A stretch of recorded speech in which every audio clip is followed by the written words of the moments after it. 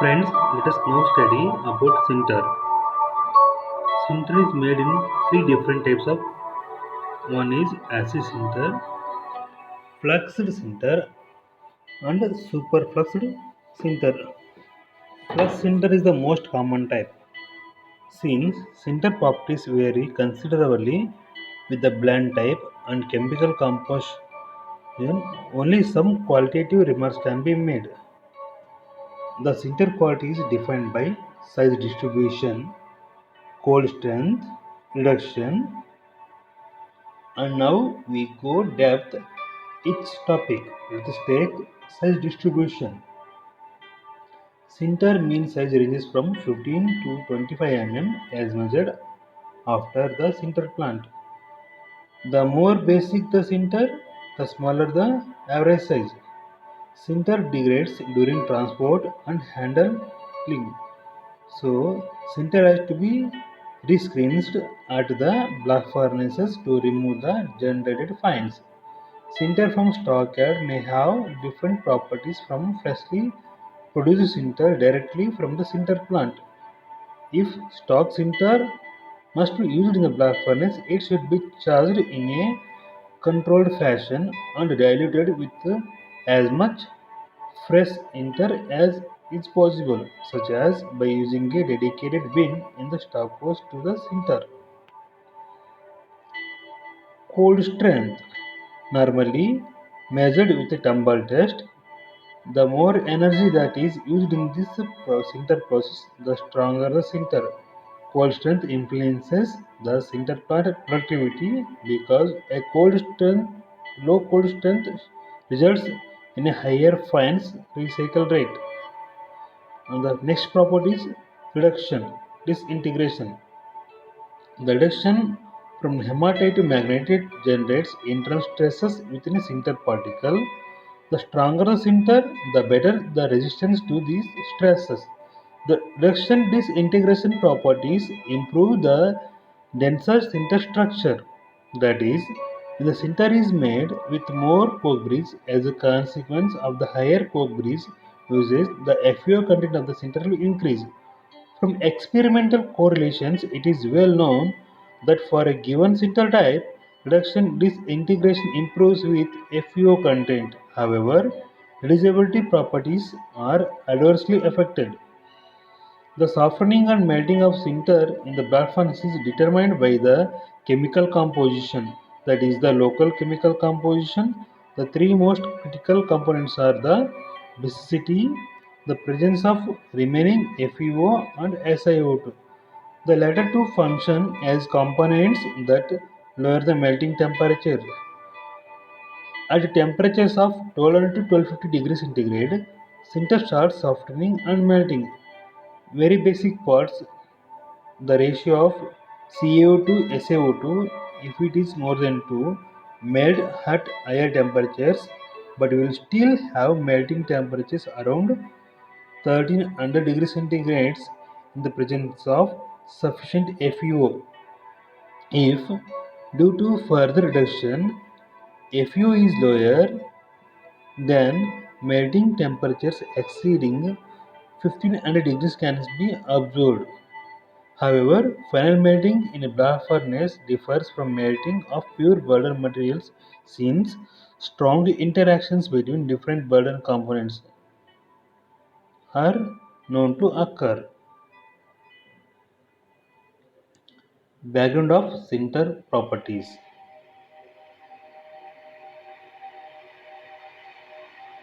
Sinter is a very heterogeneous type of material. Research of various types of sinter in a cooled blast furnace has demonstrated that various phases are present simultaneously. May figure refer the figure, that is 3.7.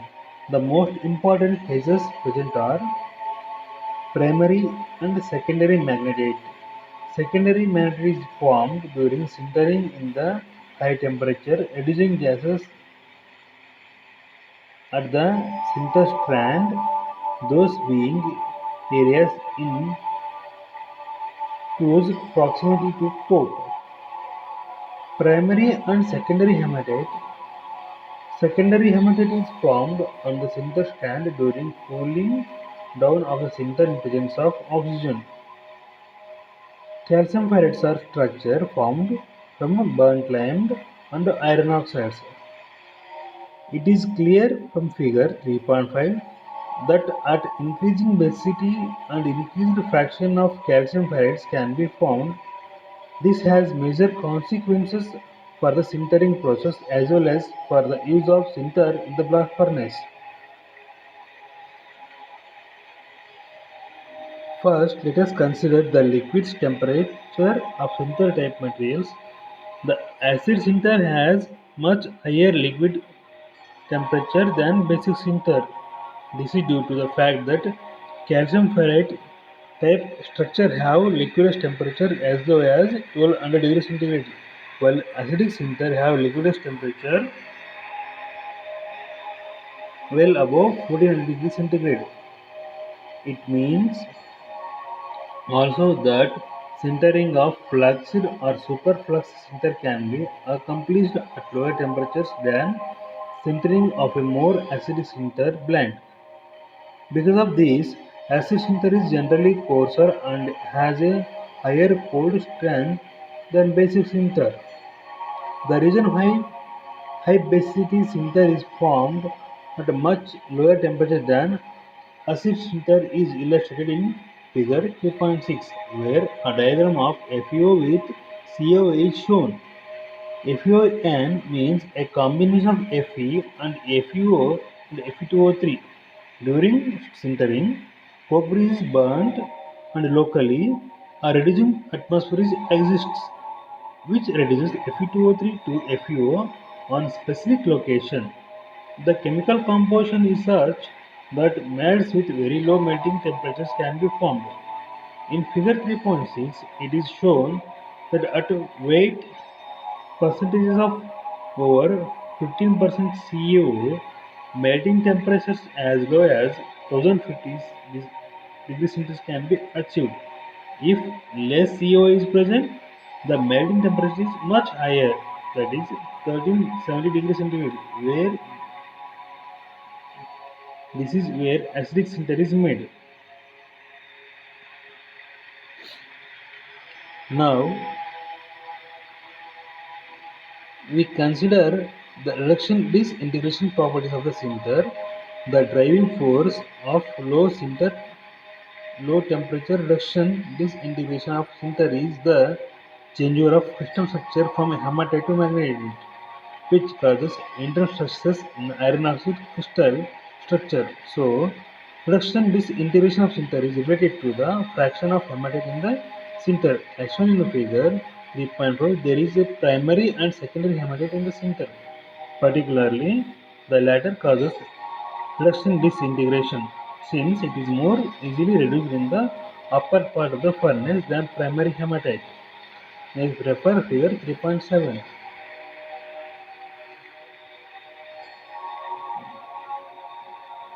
The higher the secondary hematite percentage in the sinter, the more the sinter is prone to reduction disintegration effects.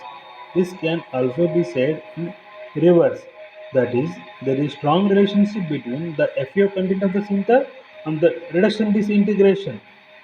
The higher the FeO content, the less the reduction disintegration will take place.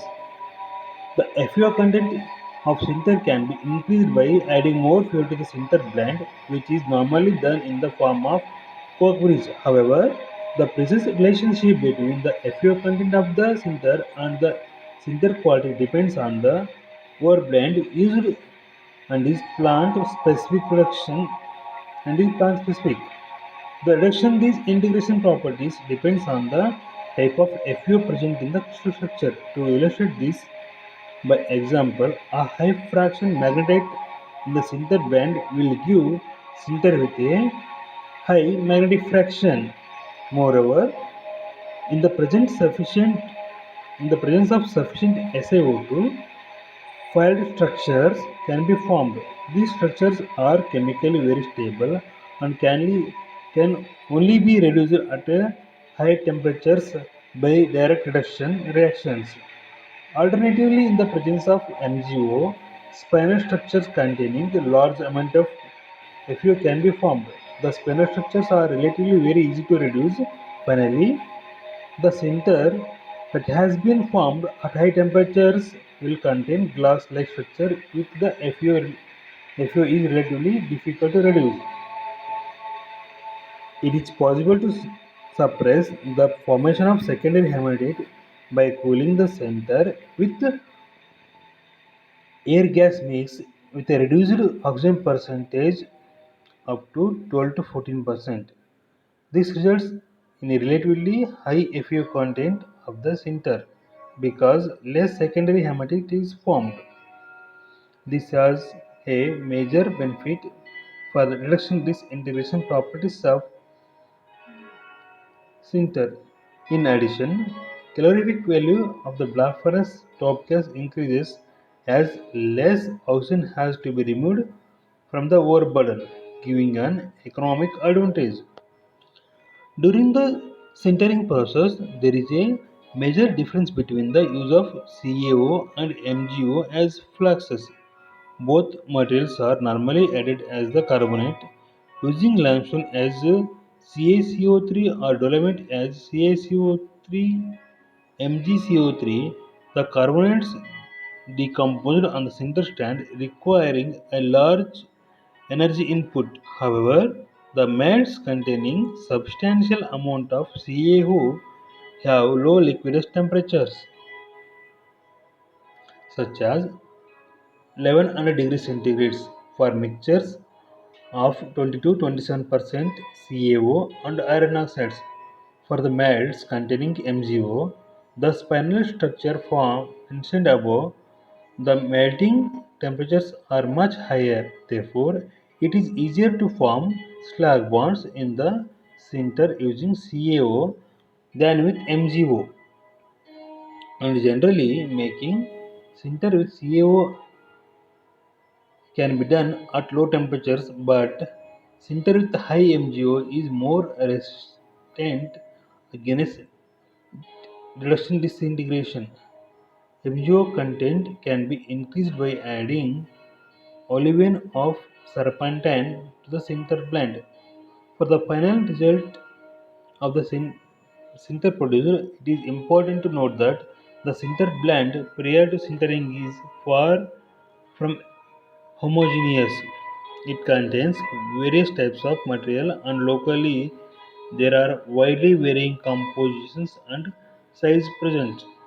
Ore particles can be as large as 5 mm, coke bridge up to 3 mm, and lime and dolomite up to 2.5 mm.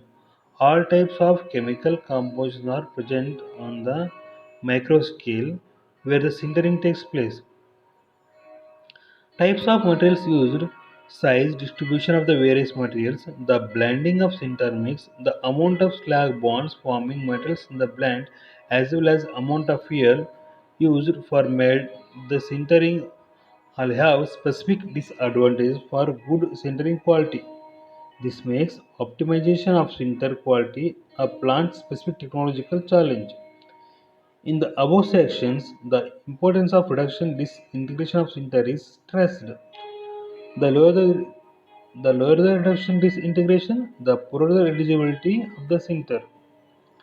Needle-like structures of calcium ferrites have a relatively open structure and are easily accessible for reduction gas in the blast furnace. In cold conditions, the sintering is strong, that is, good tumbler test results. The degradation during transportation is also good, but the relatively fast reduction in the blast furnace makes the sinter very prone to reduction disintegration. More solid structure in the sinter have better properties in this respect. Reduction disintegration leads to poorer permeability of the ore layers in the blast furnace and impairs proper further reduction of the iron oxide in the furnace. Next topic is pellets. Pellet quality should be as below. With correct chemical composition duration, pellets can have easily be transported from mine to blast furnace. Can be stocked and remain generally intact in the blast furnace. Therefore, in judging pellets, the main issue are cold strength, reduction disintegration properties, swelling properties, and the softening and melting properties. Now we study them in depth. Cold strength measured as compression strength and the fines generated through tumbling. Low figures indicates bad or lean firing. The reduction disintegration properties are less of a concern with pellets than with sinter and lampors. The swelling properties with incorrect slag composition, pellets tend to have extreme swelling properties. Since the phenomenon is well known, it is normally does not happen with commercial available pellets. The softening and melting pellets tend to melt at lower temperatures than flux sinter. Alongside proper induration, the slag volume and composition and the bonding forces mainly determine the quality of the pellets. The three main pellet types are acidic pellets, basic pellets, olivine doped pellets. The typical properties of these three type pellets are shown below table. Acid pellets have excellent compression and less reducibility and more have some swelling properties. Basic pellets have good with compression, reducibility and swelling properties. And olivine also have good compression, reducibility and swelling properties. The table can be referred for different compositions of pellet types.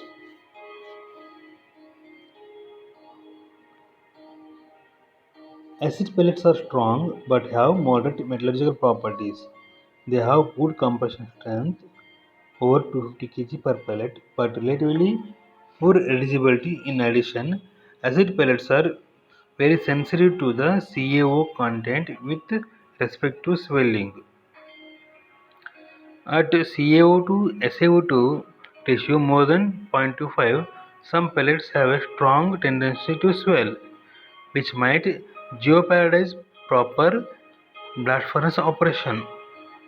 Basic and fluxed pellets have good metallurgical properties for blast furnace operation. By adding limestone to the pellet blend, the energy requirement of the firing induction increases because of the decarbonization reaction.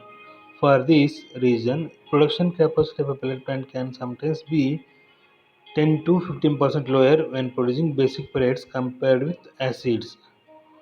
Iron pellets contain MgO in place of CaO, which is added to the blend as olivine or serpentine.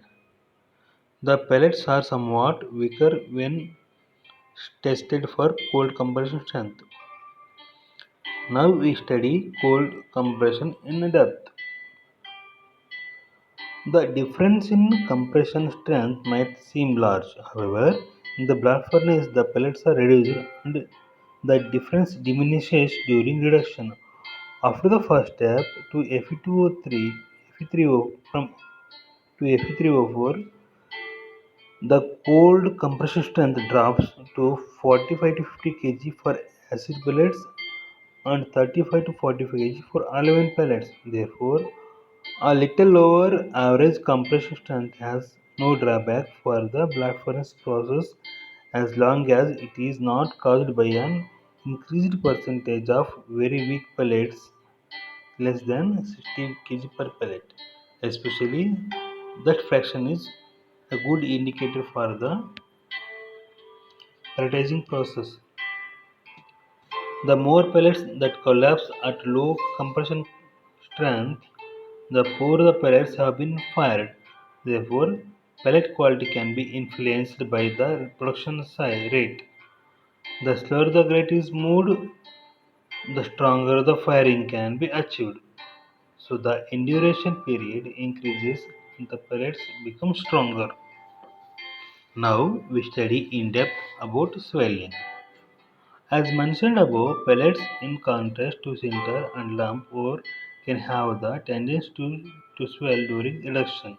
Generally, a volume increase of over 20% measured according to ISO 4698 is seen as critical. The effect, however, depends upon the percentage of pellets used in the burden. Swelling occurs during the transformation of phosphate to into iron, but like any transformation, this is a balance between iron nucleation and growth of these nuclei. During swelling, limited nucleation occurs and these nuclei grow like needles, causing a volume increase, which is as seen as swelling. These needles are difficult to observe. A microscope image of the phenomenon is shown in Figure 3.9 under certain conditions. For example, in the presence of alkali in the blast furnace, the swelling can become excessive and a cauliflower structure develops. This coincides with a low composite strength of the structure with the opportunity to generate fines.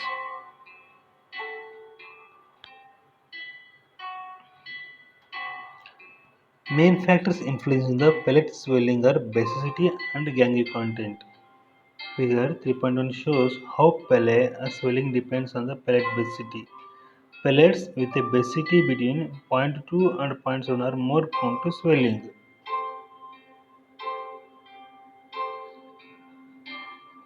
Swelling is mitigated by proper induration. In the blast furnace, local process conditions like temperature and gas composition greatly influence the swelling behavior. At a higher reduction degrees, swollen pellets shrink. As the phenomenon of swelling is well known, it is normally under the control with commercially available pellets, but always requires a check because it could have a severe impact on the regularity of the blast furnace process. Each process demands its specific optimum pellet quality, but a summary of acceptable ranges is given in table below, bearing in mind the earlier mentioned differences between the pellet types.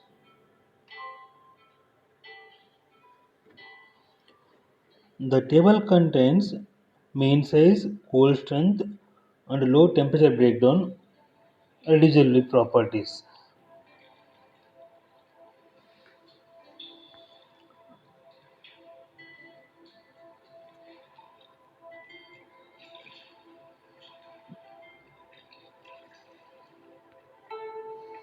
Now we study in depth regarding Lampor. Lampors are natural iron-rich minerals which are used directly from the mines. Because the lumpors are screened out at the mines, the mines generally produce lump ore as well as fines for sinter. Major lump ore deposits are present in Australia, South Africa, and, and, South, Am- and South America. In many other places, limited amount of lump ores are produced. Lump ores are becoming more and more scarce.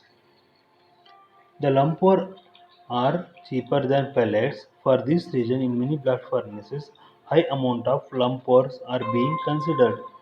The lower cost of the lumpur are compared with pellets is offset by poorer metallurgical properties. Generally speaking, in comparison with pellets, lumpurs are so some depreciation. Lump ores show some decrepiation due to evaporating moisture in the upper stack of the furnace, generate more fines during transport and handling, have poorer reduction degradation properties and may have poorer eligibility properties, have a lower melting temperature, have greater diversity in physical properties due to being naturally occurring. Lumpur is used in an appropriate size fraction such as 80 to 38 mm for blast furnace operations at high productivity and high coal injection levels. Lump ore is not the preferred burden material. As lump ore is a natural material, properties can differ from type to type. Certain types of lump ores can compete favorably with sinter, and in the case of Sidereal blast furnace in Argentina, they have operated successfully with up to 40% in the burden of a Brazilian Lampor at high temperature at high furnace productivity.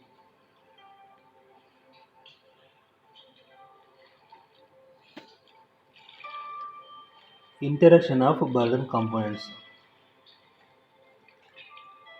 The results of burden tests on total burden can differ greatly from results on sinter, pellets, and lumpur alone. An example is given in figure 3.11. A relatively poor quality of lumper is blended with food sinter. It is shown that the behavior of the blend is better than expected from the arithmetic mean of the data. Generally speaking, blending of material dilutes the disadvantage of certain material. Therefore, blast furnace burden composition can have to be properly blended and charged into the furnace.